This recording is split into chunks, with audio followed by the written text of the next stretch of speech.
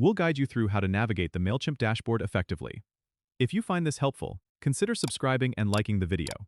First, open your web browser and go to the Mailchimp website. Log into your account with your username and password. Once you're logged in, you'll be taken directly to the dashboard. At the top of the page, you'll see a menu bar with options like Campaigns, Automations, and Audience. These are your main areas of action. To create a new campaign, click on the Campaigns tab. Here, you'll see a button labeled Create Campaign, which you can click to start a new email or ad campaign. If you need to automate your marketing, navigate to the Automations tab. Here, you can set up automated emails or other marketing actions that can trigger based on user behavior. Now, if you're looking to manage your audience, you should click on the Audience tab. This is where you can view all your contacts, add new ones, or segment your audience for targeted campaigns. On the right side of the dashboard, you'll find your account settings and billing information under the Accounts section.